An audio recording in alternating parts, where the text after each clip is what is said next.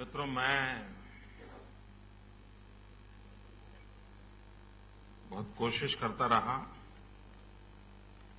कि इस कार्यक्रम से मुझे मुक्ति मिले।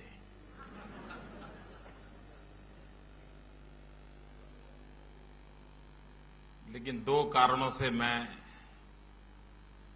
सफल नहीं हुआ। एक, स्वामी दयानंद सरस्वती जी का आग्रह रहा, और दूसरा, स्वामी के पिताजी के साथ मुझे काम करने का अवसर मिला था इन 92। और मैं देख रहा, तब तो उनकी आयु शायद at that time he was 90 most probably. और दिल्ली में इतनी ठंड,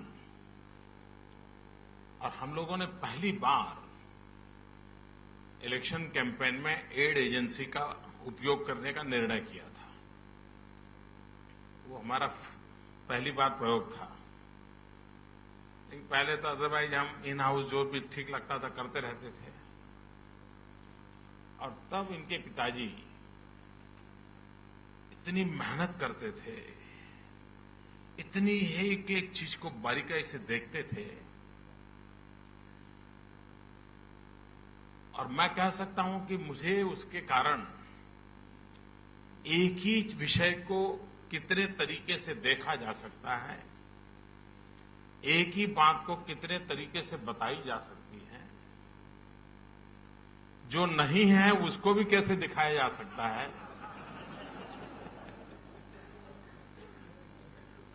गंजे को भी कंगा कैसे बेचा जा सकता है।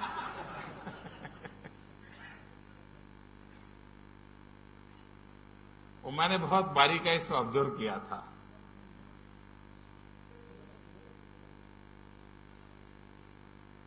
मित्रों, मैं एक विषय लगातार कहता हूं। बहुत से विषय ऐसे हैं जिसमें हमारी अपनी खुद की कुछ समस्याएं हैं, और उसी कारण से हम ब्रांड इंडिया ये दुनिया के सामने ताकत के साथ प्रस्तुत नहीं कर पाते हैं। उसकी पहली शर्त होती है, आपको अपने में भरोसा होना चाहिए, विश्वास होना चाहिए। अगर आप जिस विषय को लेकर के दुनिया के सामने जा रहे हो, जिस प्रोडक्ट को लेकर जा रहे हो, जिस विचार को लेकर के जा रहे हो,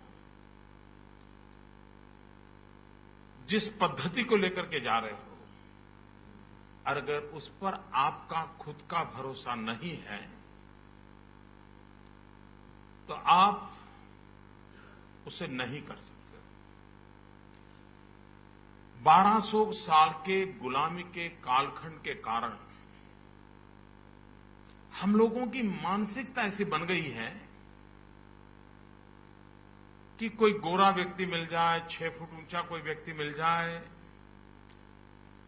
कोई बड़ा तगड़ी अंग्रेजी बोल लेता हो, तो हम इसे सिकुड़ जाते हैं।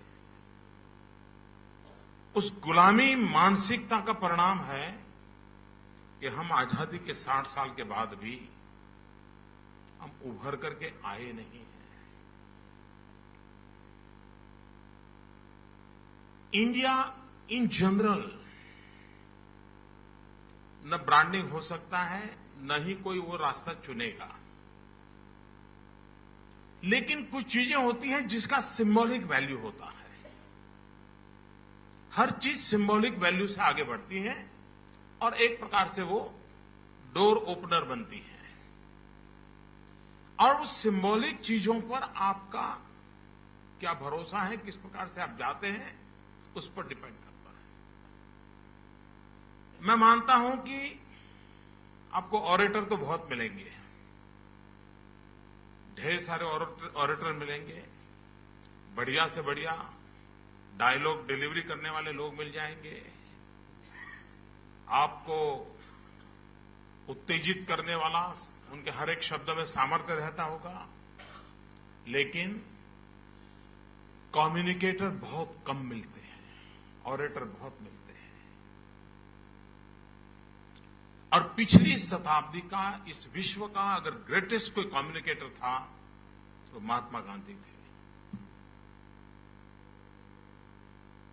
अब ज्यादातर हम जो इस दुनिया में हैं, और आजकल शॉर्टकट का जमाना है,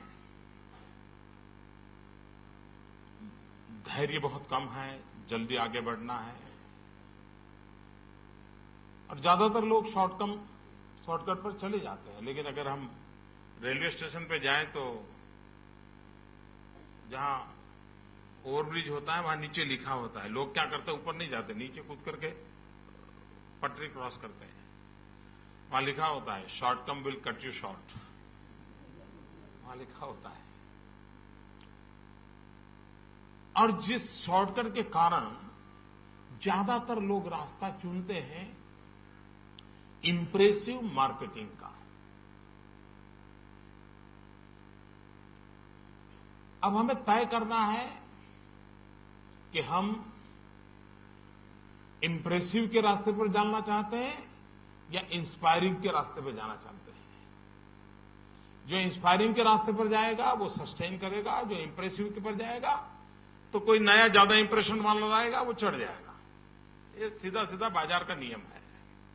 और इसलिए गांधी के व्यक्तित्व को देखते हैं तो ध्यान में आता है कि इंप्रेसिव कुछ नहीं था, लेकिन इंस्पायरिंग सब कुछ था।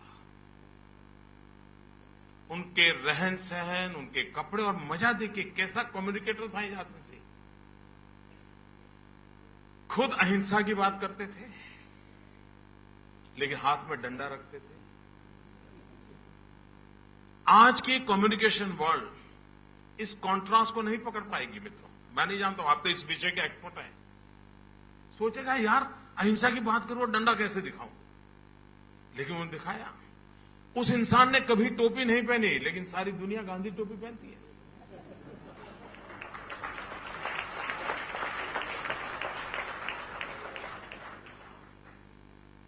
क्या ताकत रही होगी साहब।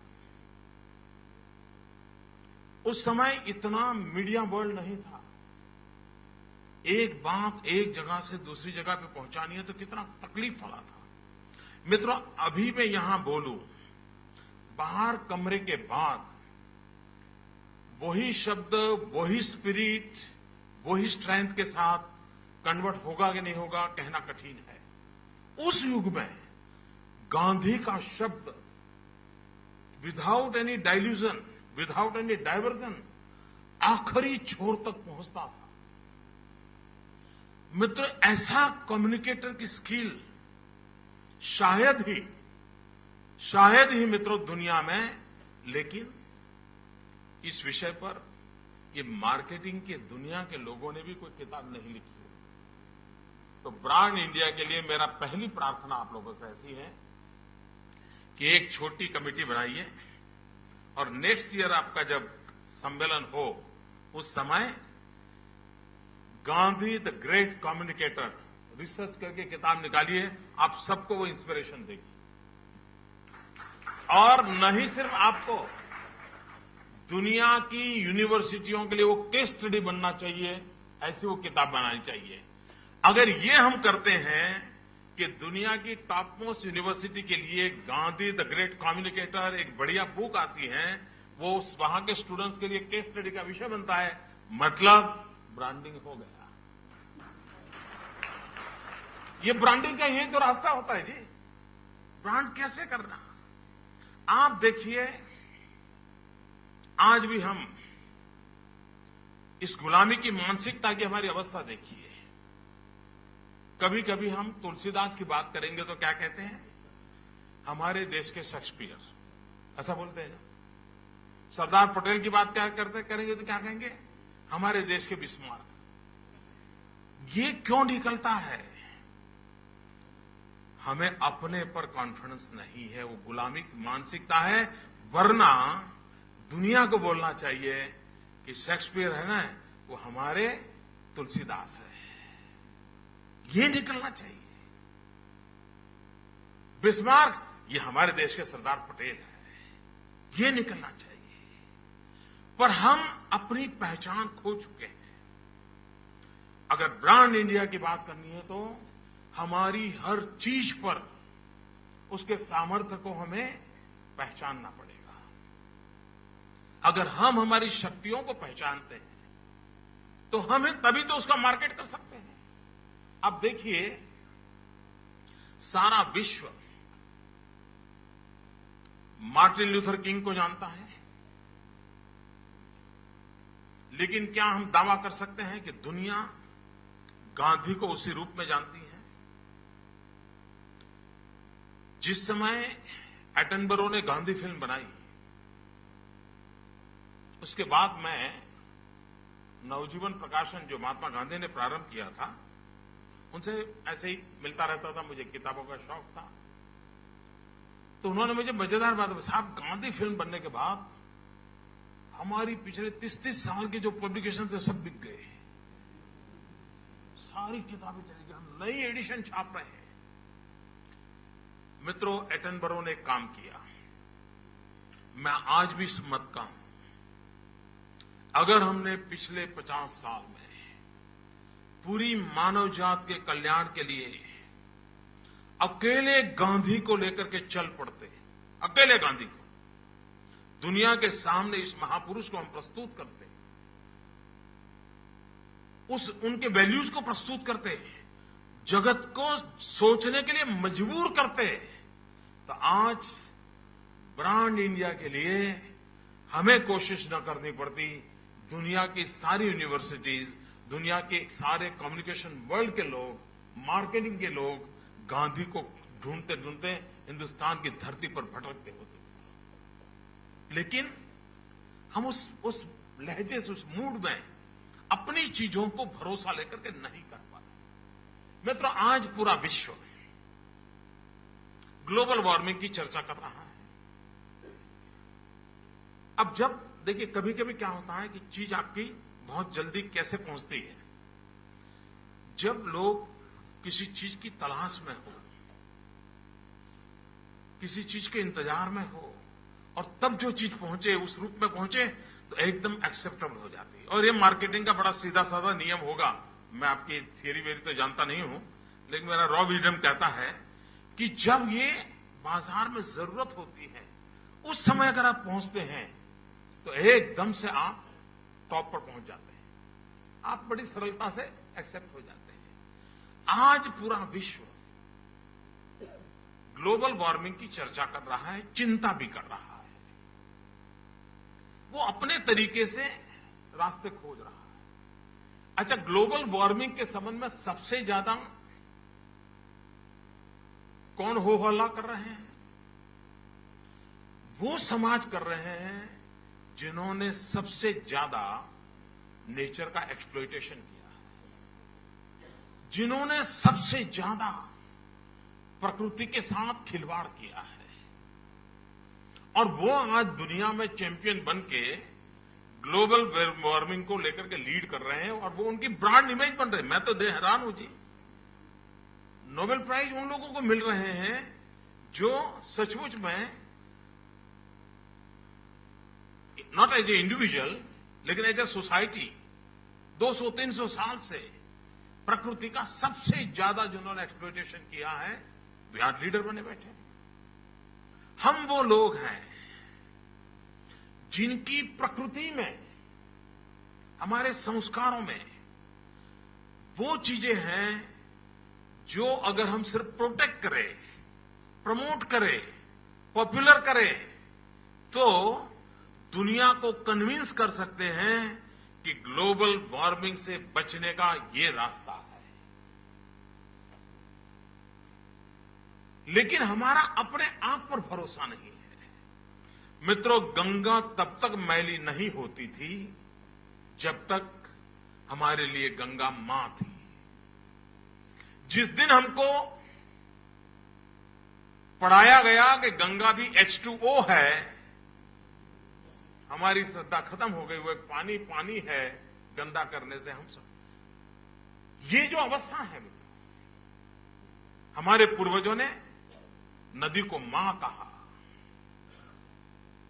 पानी का मूल्य, नदी का महत्व है, उस जमाने में जो टर्मिनोलॉजी काम आती थी उस टर्मिनोलॉजी का उन्होंने उपयोग किया। पौधे को परमात्मा कहा और उसके कारण कोई ट्री कटिंग नहीं करेगा। उसको लगा हां भाई ये परमात्मा का रूप है। ये जो हमारे प्रकृति के साथ सहजीवन के संस्कार थे, लोग मजाक उड़ाते थे, कैसे लोग हैं पेड़ की पूजा कर रहे हैं, ये कैसे लोग हैं गाय की पूजा कर रहे हैं, ये कैसे लोग हैं नदी की पूजा रहे हैं, ये तो बड़े बड़े ढकियानुसी हैं, 18वीं सेंचुरी के लोग हैं। और हमने भी इसको मान लिया और उसके कारण हम भी हमारी अपनी प्रकृति को नष्ट करने में लग गए। अगर आज विश्व क्या कर रहा है, ये कह रहा है प्राकृतिक संसाधनों की रक्षा करो। हमें ये विरासत में मिला था। गांधी के जीवन की एक बड़ी मजेदार घटना है। बाद में तो साबरमती सूख गई, लेकिन गांधी जब विदेश से आए और साबरमती आश्रम में रह रहे थे, और तब साबरमती नदी पूरी तरह पानी से भरी रहती थी उस जमाने में। हम तो पैदा भी नहीं हुए थे, लेकिन हमने जो पढ़ा है।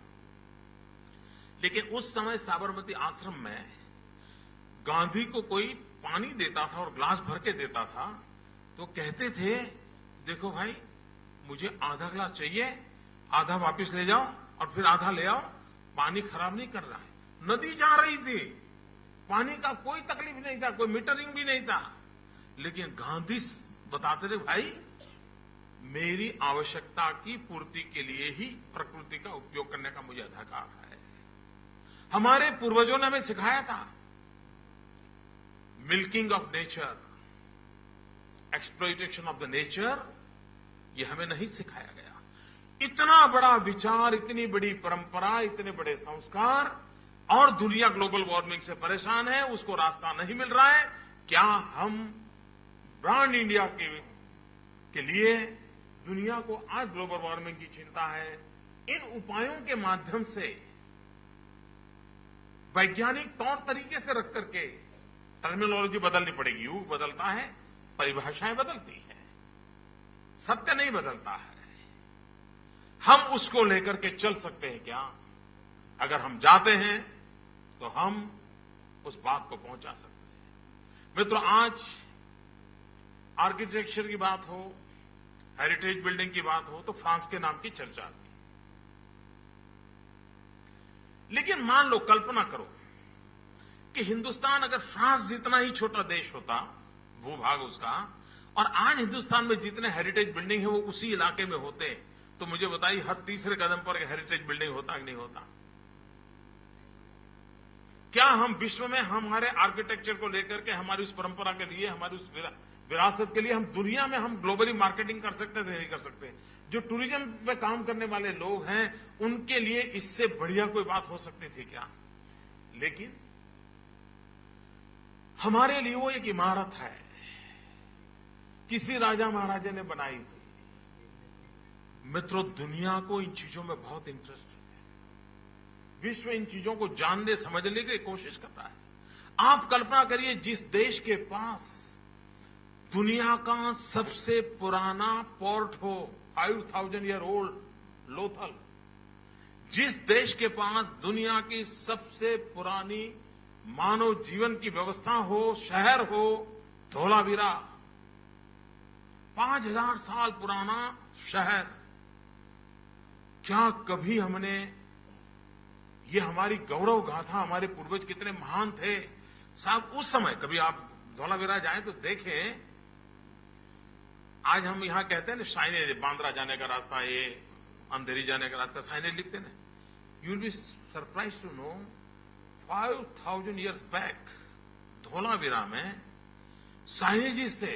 इसका मतलब ये हुआ कि उस समय उस शहर में देश और दुनिया के लोग आते होंगे, तभी तो साइनेजिस रखने पड़े होंगे। अब ये विधा उनके अंदर थी।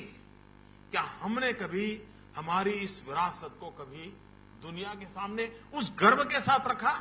नहीं रखा। आज हम स्पोर्ट्स की चर्चा करते हैं। धोलावीरा में 5000 लोगों की सिटिंग कैपेसिटी का स्टेडियम है। 5,000 ईयर ओल्ड। मतलब उस समय भी स्पोर्ट्स, एंटरटेनमेंट, सोशल गैदरिंग क्या कुछ नहीं होगा, सब कुछ होगा। और अगर ये बात दुनिया के पास पहुंचे तो विश्व हमारी तरफ आकर्षित होने के लिए पूर्ण भाई तुरंत लगेगा, अरे जिनका इतना भव्य भूतकाल है, इतना इनका वर्तमान निकम्मा नहीं हो सकता है।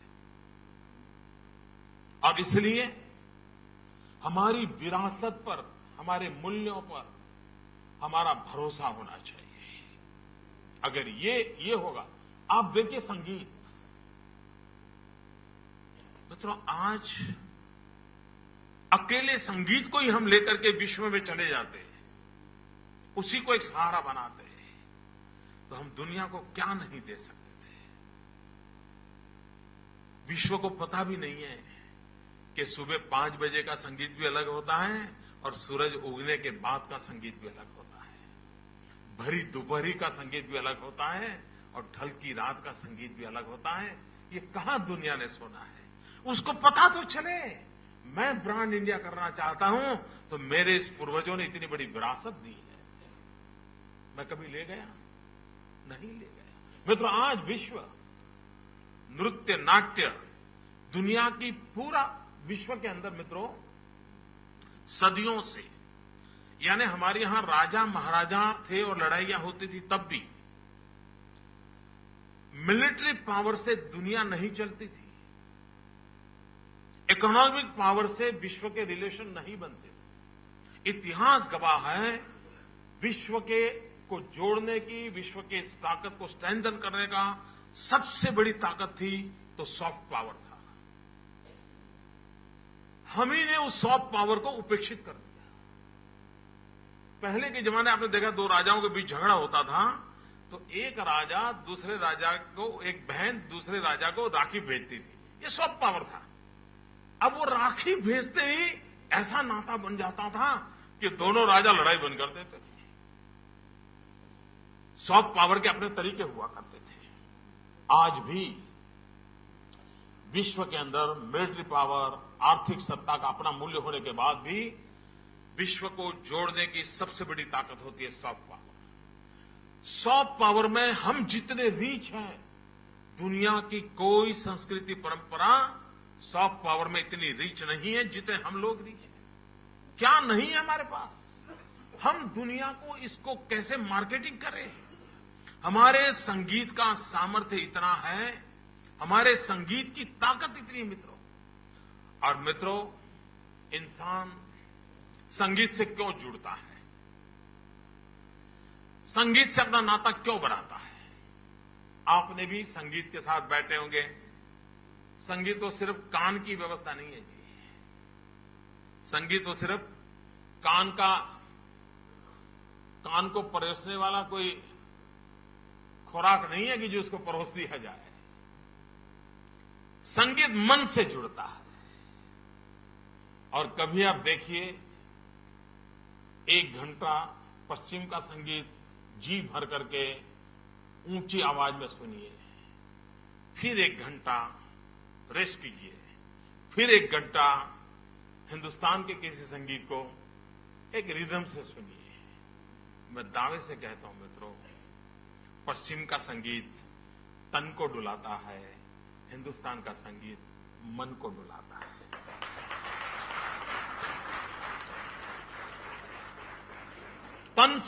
तन जो डुलाता है उसके संतोष की आयु बहुत कम होती है, मन को डुलाता है उसके संतोष का ड्यूरेशन दीर्घकालीन होता है, कभी कभी चिरंजीव होता है। मित्रों समुद्र तट पर आने वाली आवाज और झरने के पास खड़े रह करके सुनी हुई आवाज, उसमें जितना फर्क होता है उतना पश्चिम के और हिंदुस्तान के संगीत में फर्क होता है। लेकिन क्या हमने ब्रांड किया? यही चीजें हैं, ये सॉफ्ट पावर का इतना सामर्थ्य होता है। मित्रों आज पूरी दुनिया को योग का पागलपन लगा हुआ है। आपको नाक पकड़ना आ जाए मित्रों, सांस लेना और छोड़ना आ जाए, आप रुपया कितना ही गिरता क्यों न हो, डॉलर आपके जेब में आ जाएगा।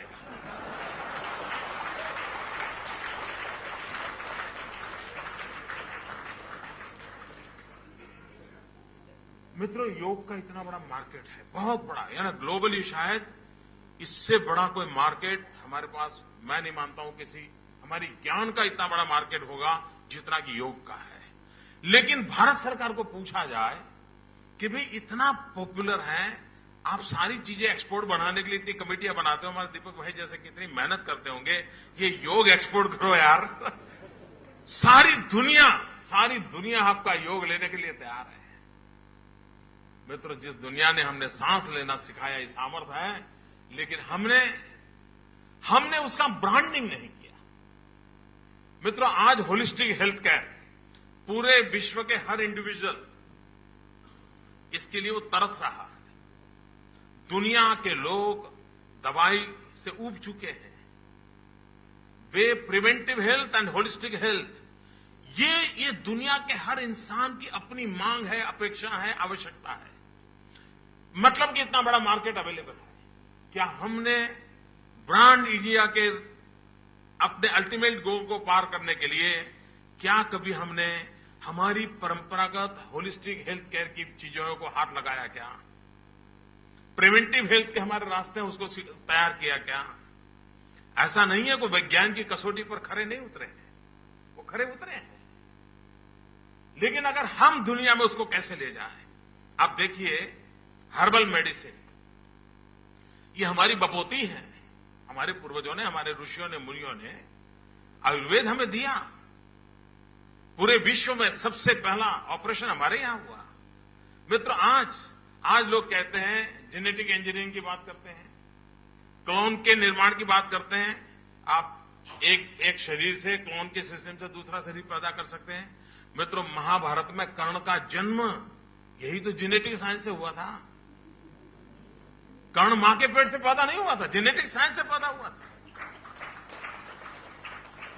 लेकिन हमें उस जेनेटिक साइंस पे भरोसा होता, और आज हम अगर दुनिया को ये बात दिखा देते, हम ब्रांड इंडिया की बात करते हैं, तो एक सामर्थ्य के साथ हम जा सकते थे।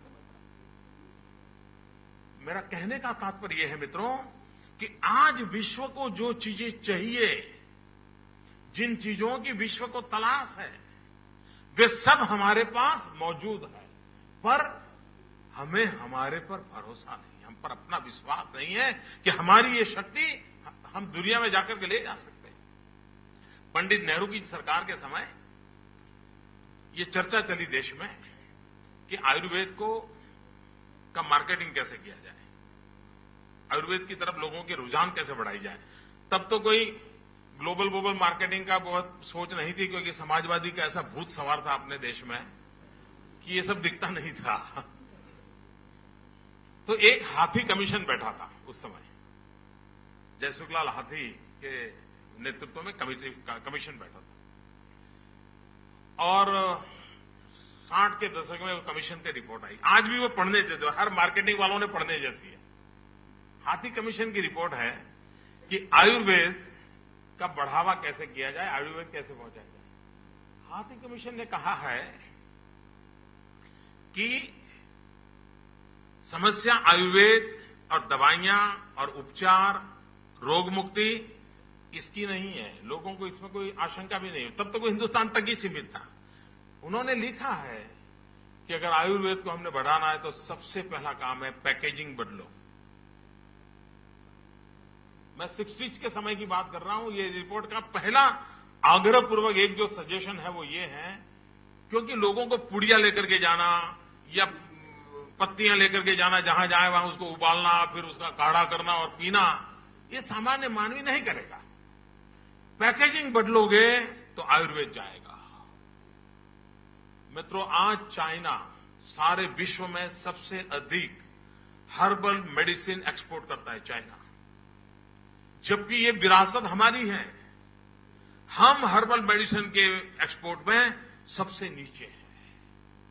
अगर हमने उसका ठीक से पैकेजिंग करते, ठीक से हम उसका वैल्यू एडिशन करते, ब्रांडिंग करते, और दुनिया के कई देश हैं जो उसको मेडिसिन के रूप में एक्सेप्ट नहीं करते हैं, लेकिन एडिशनल फूड के रूप में उसको एक्सेप्ट करते हैं। उस रूप में अगर हम ले जाते हैं तो आज हम हर्बल मेडिसिन के माध्यम से जो होलिस्टिक हेल्थ केयर का जो मूड बना है, दुनिया के अंदर मार्केट वेट कर रहा है, योग होता तो प्रिवेंटिव मेडिसिन को लेकर के जाता।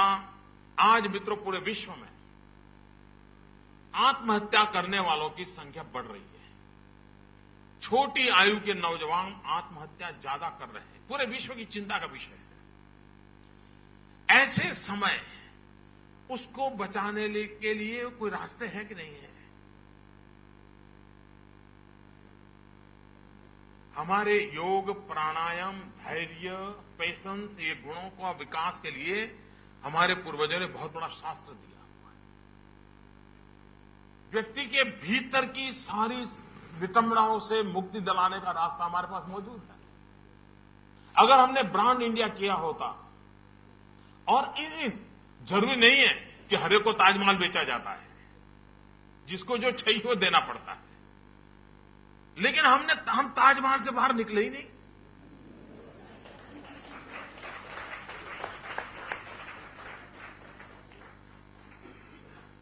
अगर आप देखिए मित्रों, आज पूरा विश्व वेजिटेरियनिज्म की तरफ बढ़ रहा है। मुझे एक घटना याद है, मैं भी खुद सरप्राइज हुआ था। प्रेसिडेंट क्लिंटन जब पहली बार चुनकर के आए, तो मैं उनके निमंत्रण पर एक कार्यक्रम के लिए यूएस गया था।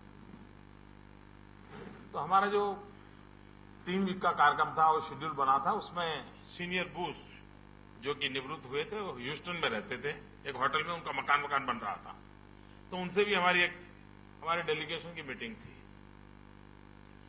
तो हम जब गए तो थोड़े जल्दी पहुंच गए क्योंकि हमारा ब्रांडिंग नहीं होने में हम कितने जिम्मेवार हैं। आप देखिए, हम अपने देश की इज्जत कैसे लुटाते हैं। किसी कार्यक्रम में लेट गए तो हम क्या बोलते हैं, यार इंडियन टाइम है ना, बोलने से बोल देते हैं, लेकिन हम हमारे देश की कितनी बेइज्जती करते हैं हमें मालूम नहीं। तब अगर एक एक नागरिक यही बोलेगा लेट आना मतलब इंडियन टाइम, और फिर हम कहेंगे ब्रांड इंडिया करना है, तो कैसे होगा?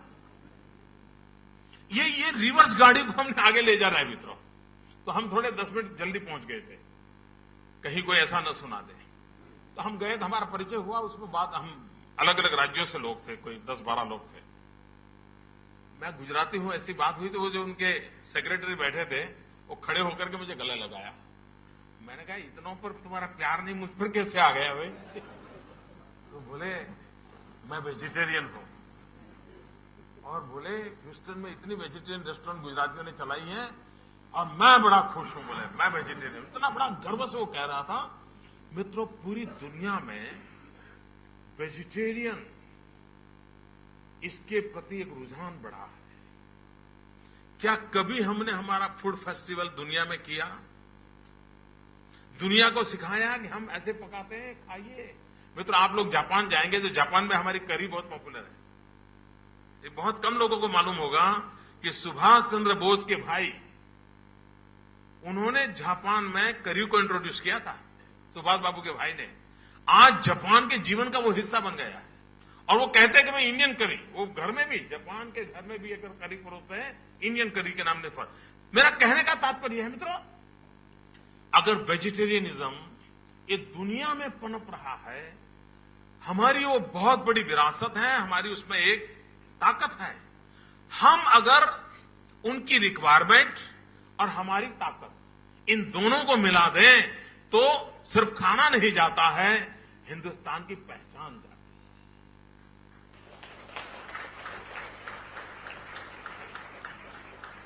जब तक हमारी इन बातों पर हम ध्यान नहीं देंगे, आप देखिए, आज भी विश्व में जितने हम कभी बात करें तो आइंस्टाइन की चर्चा करेंगे, नोबेल प्राइज विनर किसी के, हमारे देश के किसी नोबेल प्राइज विनर का हम नाम देते हैं? नहीं देते। हम साहित्य की चर्चा करें, रविंद्रनाथ टैगोर का नाम हम जुस्से के साथ रखते हैं क्या? नहीं रखते। हम किसी विदेशी का नाम आ गया है तो मित्रों, ब्रांड इंडिया करने के लिए पहले हमारे दिलो दिमाग में इंडिया भरना पड़ता है। हमारे हर बोलचाल में, शब्दों में, व्यवहार में, जब तक हम, जैसे वो क्रिकेट वाले एडवर्टाइजिंग करते, पीयूष करते हो, कौन करते मुझे मालूम नहीं, वो कहते हैं मैं क्रिकेट जहां खाता हूं, मैं क्रिकेट सोता हूं, ऐसी आती थी एडवर्टाइजिंग। मित्रों, क्रिकेट के लिए ठीक है, लेकिन हमने सोते बैठते उठते इंडिया इंडिया इंडिया करने से हमारा विश्वास। मित्रों, मेरा बैकग्राउंड तो आरएसएस का है, तो हम लोगों के संबंध में एक छवि बनी हुई है कि हम तो ऐसा कर सकते, ऐसा नहीं कर सकते। सर, फैशन शो तो हम सोच ही नहीं सकते आरएसएस के स्कूल ऑफ थॉट्स में, सोच ही नहीं सकते। मैंने एक दिन फैशन शो ऑर्गेनाइज किया। मुझे मालूम था मुझे प्यार करने वाले लोग मेरे पर बड़े नाराज हो जाएंगे, मुझे मालूम था। और मैंने उसको ऑर्गेनाइज तो किया, पोरबंदर में किया, और वो भी 2 अक्टूबर को किया। तो मैं जानता हूं क्या करने से तूफान खड़ा होता है।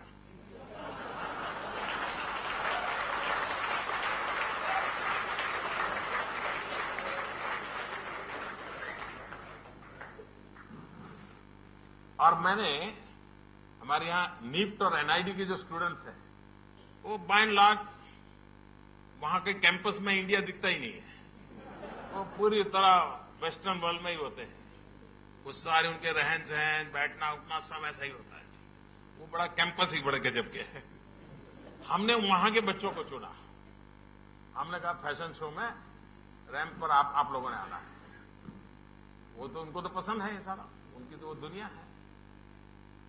और हमने वैष्णव भजन का गीत बैकग्राउंड में, खादी के कॉस्ट्यूम्स, और निफ्ट और एनआईडी के बच्चे, पोरबंदर की धरती, गांधी का जन्मदिन, और ऑडियंस में मैं विनोबा भावे के शिष्य,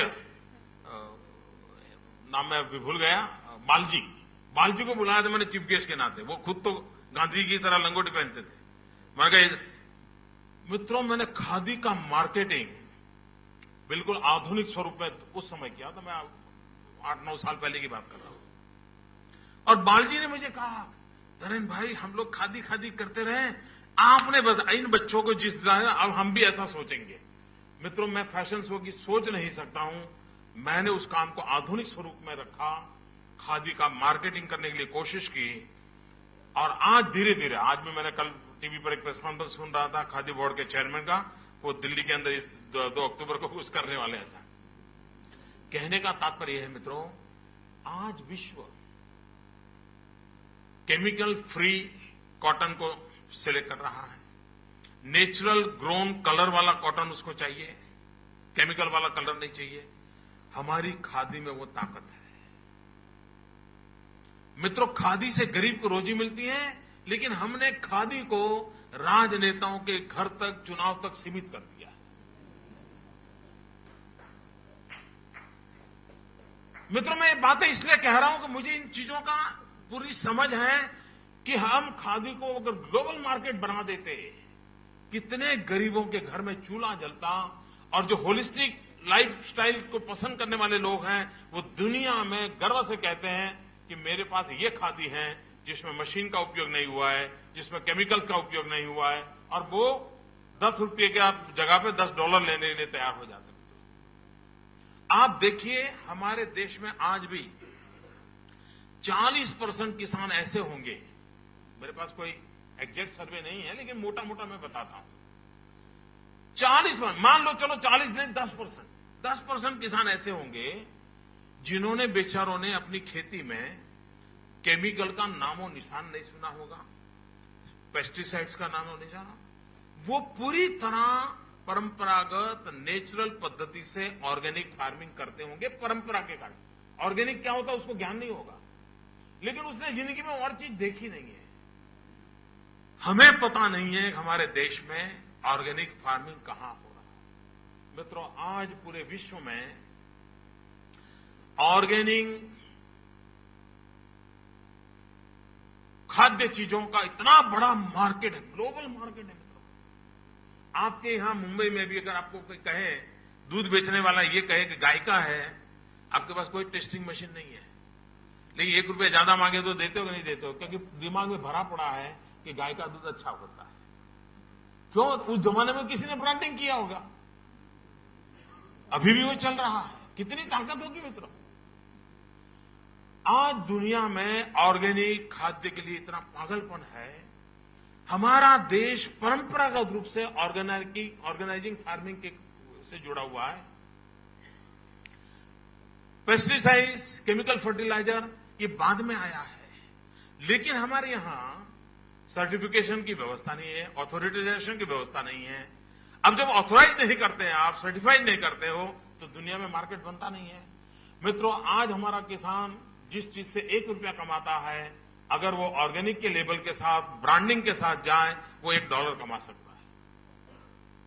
कहने का तात्पर्य है कि व्यावसायिक जीवन की दृष्टि से, जीवन के मूल्यों की दृष्टि से हम इन चीजों को एक बहुत बड़े फलक पर देख सकते हैं और ब्रांड इंडिया का हमारा सपना उसी तरीके से हम पूरा कर सकते हैं। मित्रों, मैं नहीं जानता हूं, आप बड़े एक्सपर्ट लोग हैं, लेकिन ऐसी हल्की फुल्की बातें करने का मुझे अवसर मिल गया। मैं मानता हूं हिंदुस्तान के प्रति स्वाभिमान के भाव के साथ। अब देखिए, मैं एक छोटा विषय, किरण जी को देखा तो याद आ गया। मित्रों, हमारा देश फिल्म इंडस्ट्री का 100 ईयर मना रहा है। मैं हैरान हूं मित्रों, ये दुनिया का सबसे बड़ा इंडस्ट्री, लाखों करोड़ों को रोजगार देने वाला इंडस्ट्री, वैविध्यता से भरा हुआ इंडस्ट्री, लेकिन हम ग्लोबल मार्केटिंग करने का मौका छूट गया हमारा। और वो लोग जो सचमुच में इस विषय के मास्टर हैं वहां बैठे हुए, यही उनका पेशा है, उनके ब्लड में वही चीजें पड़ी है, लेकिन वो मौका चूक गए। मित्रों, अगर मेरे पास ये अवसर होता तो मैंने 100 साल के हिंदुस्तान की फिल्म इंडस्ट्री को दुनिया में ऐसे पहुंचा दिया होता। फिल्म इंडस्ट्री के माध्यम से मैं इंडिया ब्रांड कर देता। मित्रों, आप लोग डरना मत, मैं इस बिजनेस में आने वाला नहीं हूं।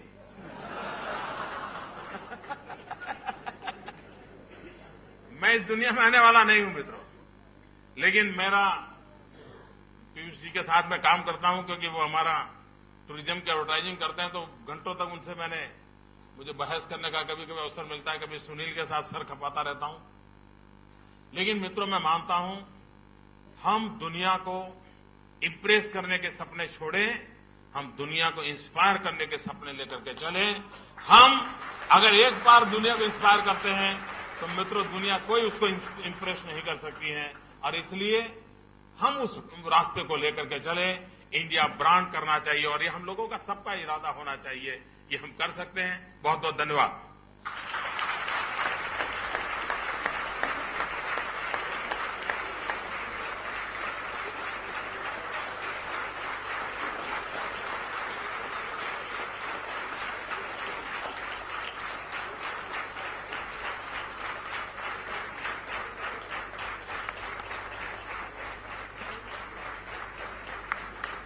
Thank you, sir. Thank you very, very much.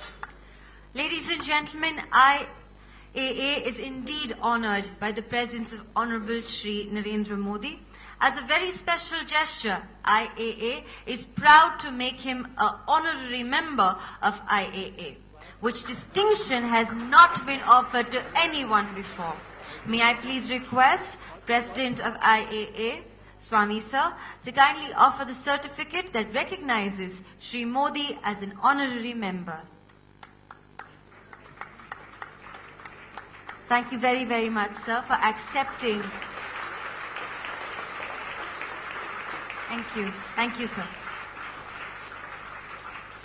May I also request Swami Sir to hand over a memento to our chief guest on behalf of IAA and all those who are present here for the wonderful address and the insightful response to the situation of India. Thank you, sir. Thank you very, very much.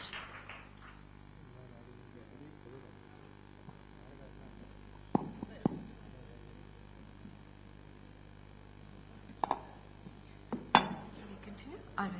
Ladies and gentlemen, without further ado, I'm only going to request a few more minutes of your time. I'd like to invite Monica Tata, Honorary Secretary IAA India and Chairperson of IAA Global Marketing Summit, to propose the formal vote of thanks.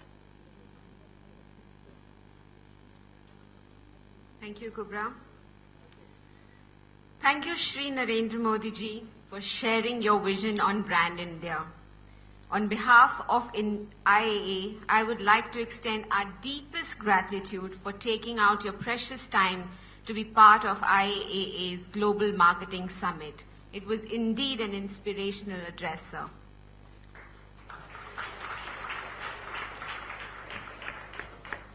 Ladies and gentlemen, it has been a day of some fantastic learnings by some amazing minds, which culminated with Shri Narendra Modi's inspirational address, as we just heard today.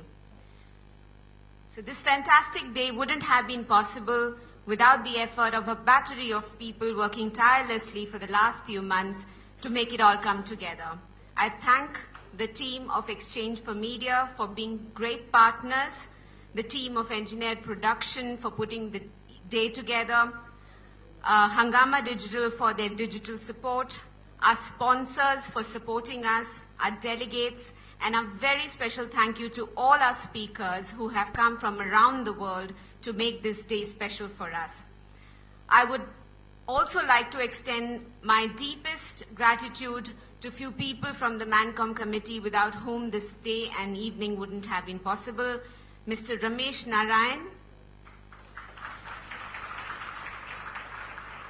Mr. Pradeep Guha,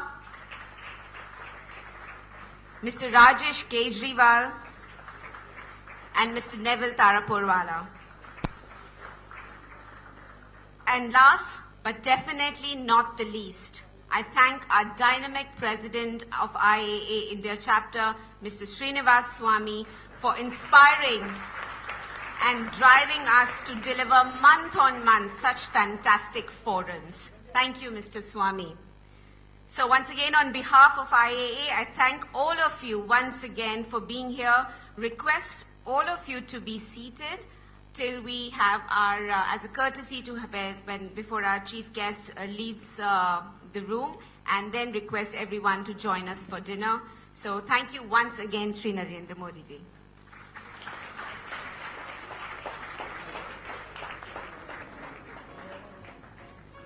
Thank you very much, ma'am. Ladies and gentlemen, requesting you all to kindly remain in the room as a mark of respect. Thank you, sir, for joining us this evening. Dhanyavad.